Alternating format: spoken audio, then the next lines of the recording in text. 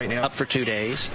The first night we are right now listening to U.S. Senator Ted Cruz just back here in Houston. What I would say a sleepover where we had kids huddled in sleeping bags and blankets and wrapped up and no lights and no heat, so everyone had flashlights. We had candles going. That's an experience Texans all across our state had. We were, by the second day, we were clustered around the fireplaces, the only source of heat.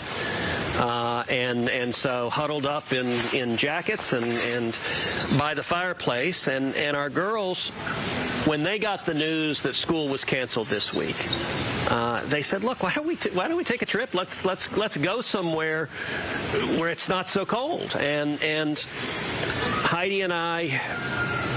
This had been a tough week, and this has been a tough year for kids all across the state of Texas. And so we were trying to be good parents and said, okay, we'll do it. And so we booked the flight. You know, I have to admit, I started having second thoughts almost the moment I sat down on the plane, because on the one hand, all of us who are parents have a responsibility to take care of our kids, take care of our family. That's something Texans have been doing across the state.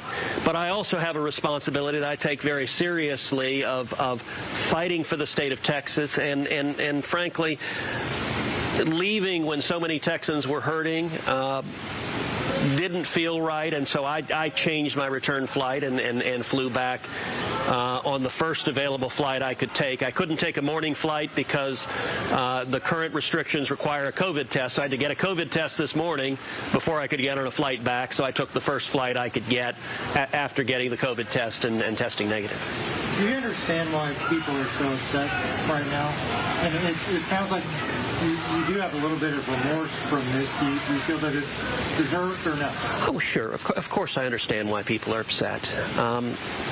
Listen, we're in a strange time where Twitter's been going crazy and the media's going crazy, and there's a lot of venom and vitriol that I think is unfortunate, frankly, on both sides. I think everyone ought to treat each other with respect and decency and try to understand each other more, particularly in a time of crisis. You know, I will say one of the great things about Texas, I've served in the Senate 8 years.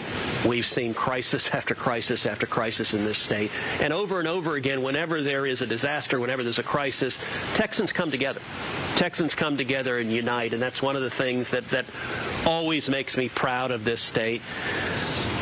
When I arrived and saw the initial firestorm, what had started with second thoughts that I had as soon as we left grew even greater. And I certainly regret that this has become a distraction at a time when so many Texans are hurting and frustrated and mad that this has become an item of debate and distraction. I think that's unfortunate. That was certainly not my intention. My intention was to take care of my family, which was the intention of Texans, every Texan across the country and across the state who lost heat, lost light. You were doing the same thing. You were taking care of your family, and I think it's unfortunate that was understood in the way that some of the critics are taking it. Who's the blame? Who's the blame for this disaster? Okay. Who's the blame?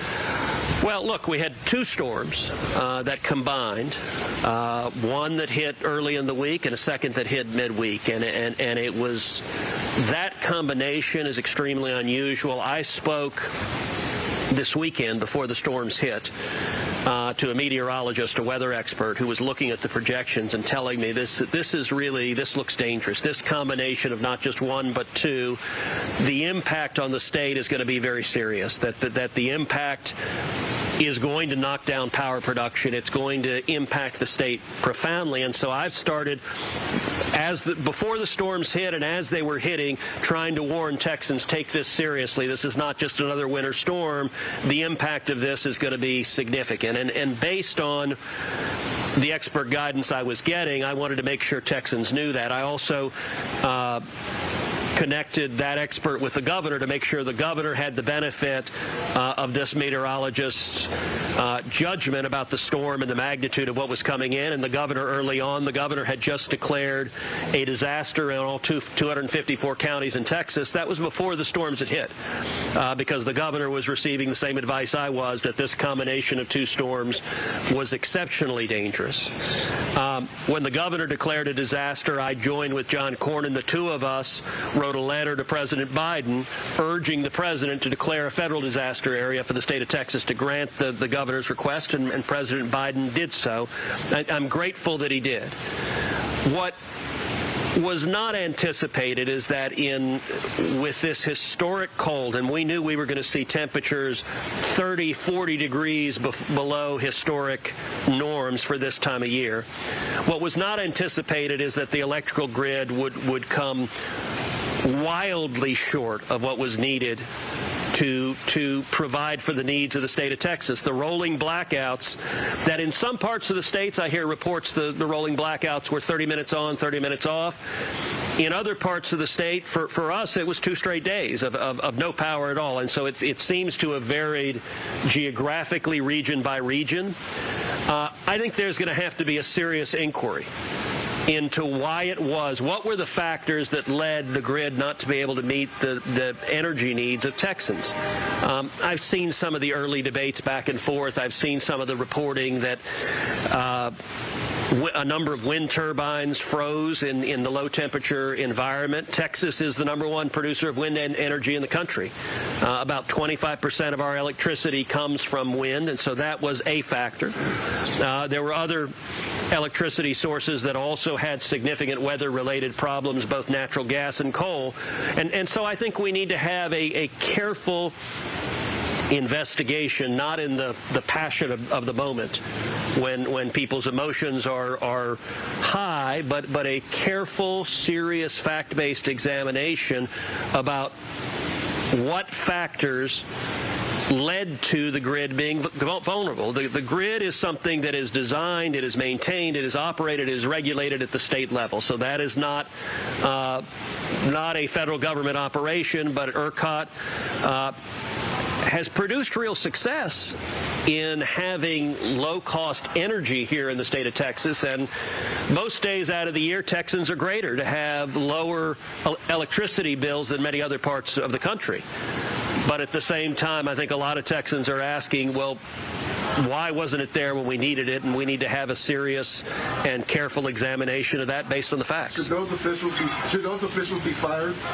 Well, it depends what decisions was made. There needs to be a serious examination of what factors led to the grid not being able to sustain the needs and failing massively. And that's something that I don't want to jump the gun and make assumptions about those decisions. You know, one of the things we're seeing online is, for example, this being a battlefront in the wars over alternative energy or fossil fuels, and back and forth, and both sides blaming the other. Look, I think we should be driven by the facts, and I don't know. I've seen some of the early reporting. It seems there was a significant number of wind turbines that froze. My understanding is that there are wind turbines that are used in other environments that are colder that don't freeze, and so these turbines could have been treated in a way to prepare them for the cold weather. That being said, in most parts of Texas, there isn't cold weather very often, and so that's an examination that needs to be made, and an examination needs to be made of the other bases, the other sources of energy in the state, and where the lack of power generation came from, and what's the best way to respond to that and provide to that lack of power generation. Senator Cruz, what do you say to the people who saw you leave the state of Texas during this freeze? Well, what I would say is I was taking care of my family the same way Texans all across the state were taking care of my family. And it certainly was not my intention for that to be understood, as critics have tried to paint it, as somehow diminishing the suffering and hardship other Texans had experienced. Look, Texans want this problem solved. I want this problem solved. I want the power on. We've got Most of the homes that had lost power have gotten power back. That's a good first step. We still have water supply is still questionable in a lot of places, and that's frustrating. Having boil notices, that's frustrating too. We need to. The first thing we need to do is correct the immediate problem.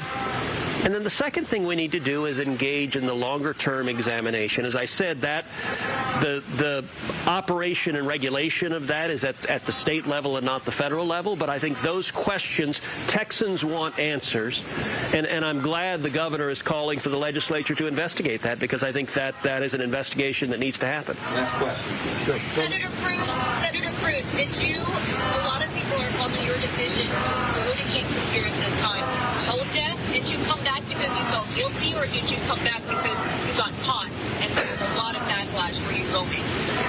So the question from the video on the cell phone was whether the decision to go was tone deaf. Look, it was obviously a mistake, and in hindsight, I wouldn't have done it. I was trying to be a dad, and all of us have made decisions. When you've got two girls who have been cold for two days and haven't had heater power, and they're saying, hey, look, we don't have school, why don't we go, let's get out of here. I think there are a lot of parents that'd be like, all right, if I can do this, great. That's what I wanted to do.